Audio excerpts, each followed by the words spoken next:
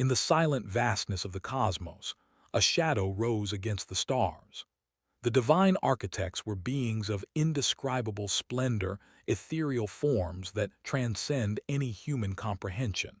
Their eyes shone with the light of 1,000 galaxies, gazing upon Earth, which had dared to resist their dominion. The decree was sent with the ease of a celestial whisper, submission or eradication. But humanity, ever stubborn, did not back down. Their eyes filled with fire and a determination that ignited their spirit. Within days, their scientists and engineers began to forge a response the universe had never seen before. They created weapons capable of bending the laws of nature, conjuring singularities, black holes created by human hands that roared as they swallowed everything around them. Each universe they devoured was a poem of destruction, a cruel victory against the arrogance of artificial gods. The first attack was devastating. 100 suns consumed in an explosion of fire and cold. Stars turned to incandescent ashes, their light extinguished in the vastness of absence. Planets wrinkled with murderous precision, plunged into eternal darkness. In a few days, the cosmos became a ballet field of black fire, a testament to human power.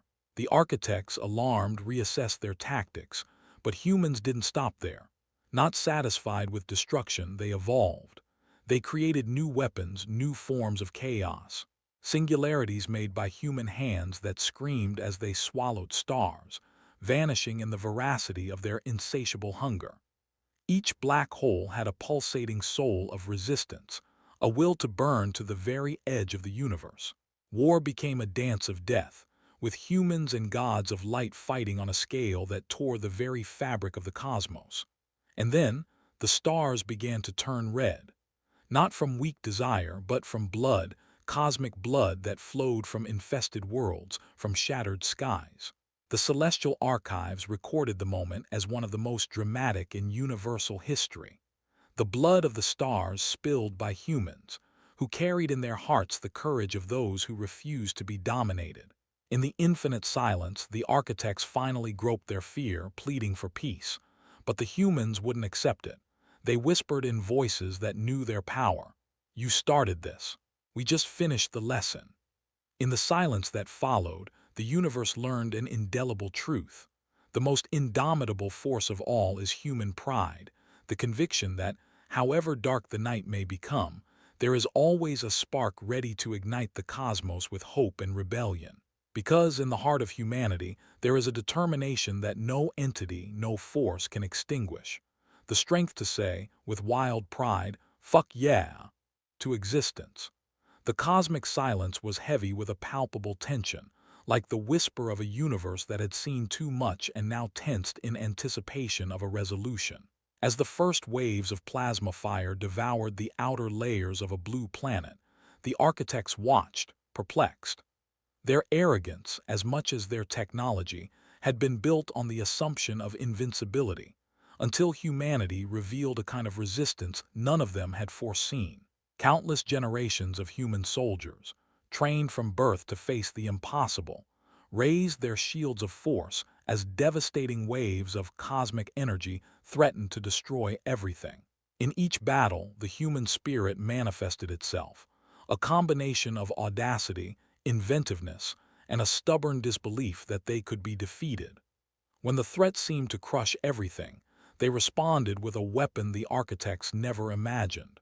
A man-made singularity, a sphere of energy so pure and brutal it resembled an inverted sun, devouring everything around it with a hunger that made the heavens seem like a cosmic joke. With each attack, humanity learned more. They brought to the battlefield an arsenal that seemed outside of a predetermined formula, a civilization that transformed pain into power.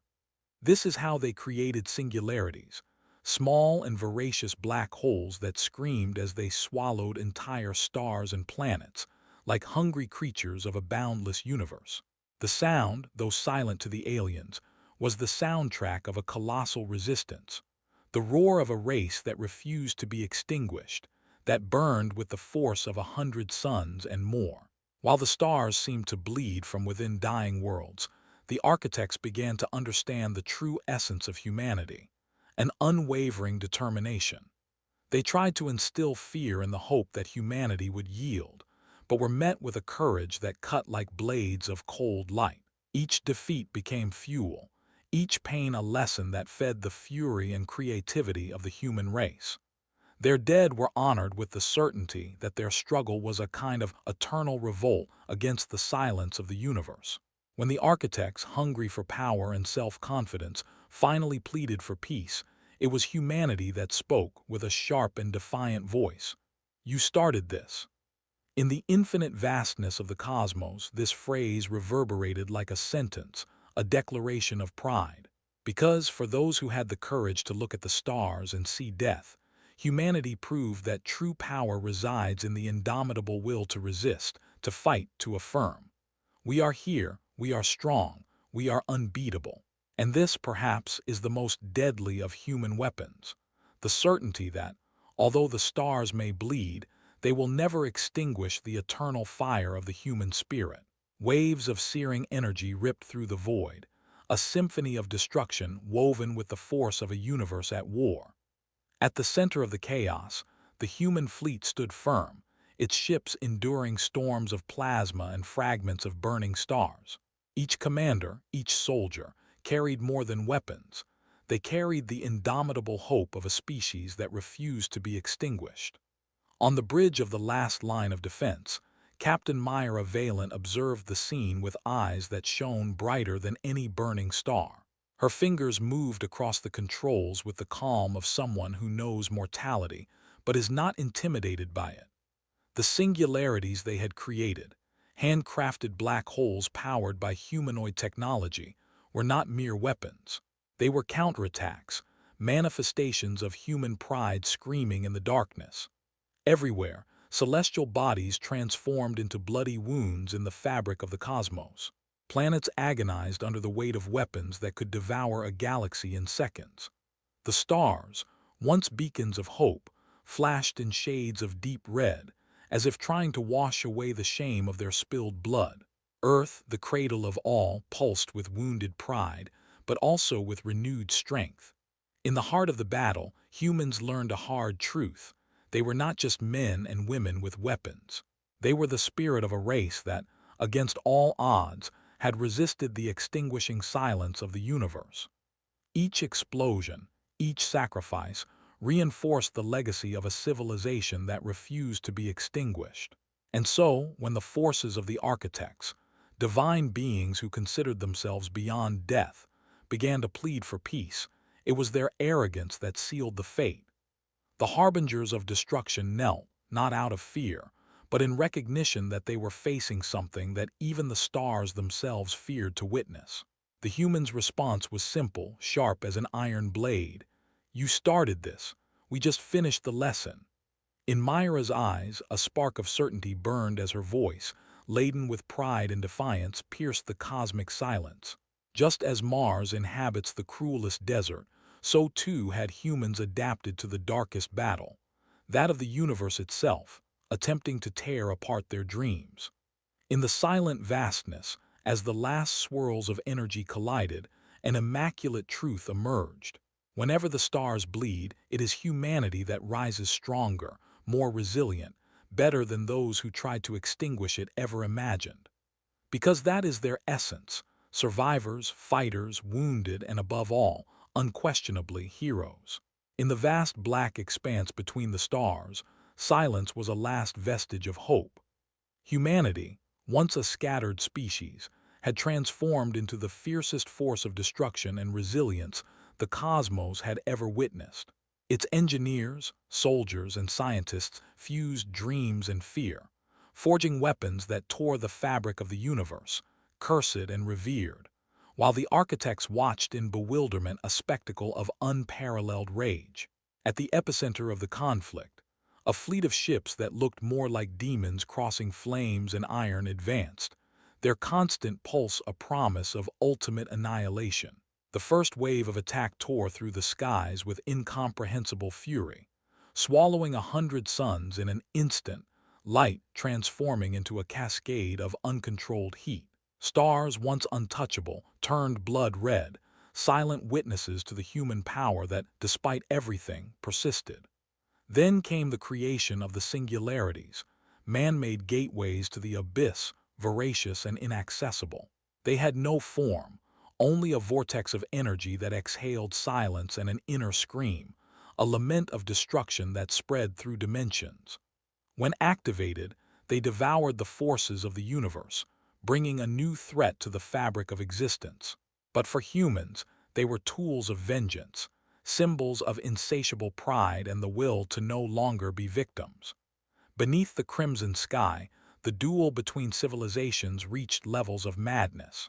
The architects, beings of ethereal beauty and incomprehensible intelligence, began to plead, no longer for mercy but for peace. And the answer, granted without hesitation, was a grim laugh from the human commander, a sound that resonated in the soul of every war, every sacrifice, every lost hope. "You started this," he whispered, through a wave transmission that swept through the silence of the stars. "We finished it." The war did not end with a conventional victory. The architects were reduced to memories of ancient arrogance, while seas of human blood stained the cosmos. The systems, once war installations, became monuments to the pride of a race that did not bow, that did not surrender.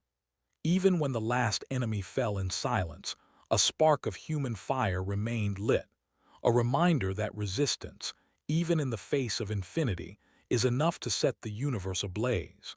Because in the end, humanity proved that its spirit could not be extinguished, that its strength is measured not only by destruction, but by the courage to rise again.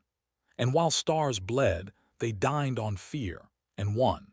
While the stars bled their own blood, a bluish light pulsed in the darkness of space, a spark of hope and resilience that not even the architects could extinguish. It was humanity's last stronghold, a reliquary of effort, sacrifice, and an indomitable will that had endured nearly 2 millennia of war. The combat pilots, souls hardened by loss and carrying the weight of entire planets in their hearts, stood firm before the edges of cosmic hell.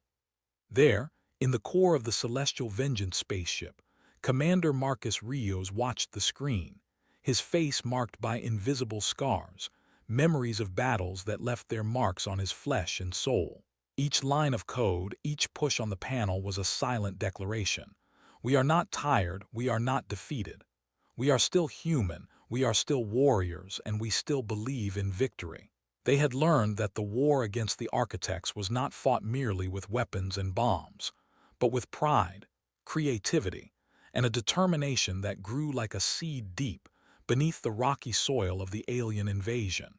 The response to their advances, the star-devouring singularities, came in the form of energy storms, human weapons forged in sheer adversity.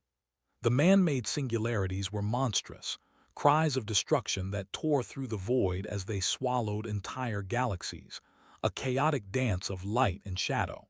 With each attack, humanity redefined its limits, innovating with a ferocity that left even the architects intrigued and fearful. For war ceased to be a simple battle of weapons, transforming into a declaration of non-subjugation, an affirmation that pierced the very essence of the universe. "You started this. Now watch as we finish it." And so they fought to the very edge of existence until the stars began to tremble, their lights tinged with blood red, like silent witnesses to the sacrifice. Invisible worlds in the vastness collapsed, their atmospheres seething in a last desperate defense, while humans wove with their hands the tapestry of victory. Not by chance, many of their weapons, the singularities, were human creations that had cries of their own, a reminder that humanity was not merely a survivor, but the creative chaos of its own destiny. When the stars were no longer stars, but open wounds in the fabric of the cosmos, the architects finally laid down their weapons and offered a sigh of surrender. They pleaded for peace, wanting to negotiate their own survival, but to human words came only a cold, calculated, and definitive answer. "You started this. We've just finished the lesson." Perhaps in the silence of that victory echoed the purest essence of human pride. because they, humans made of dust and fire, had waged an unparalleled war, forged in indomitable resistance and the courage of those who know that, even before the infinite, their fury never fades, because in the end, they were the fire that the stars, even bleeding, could never extinguish.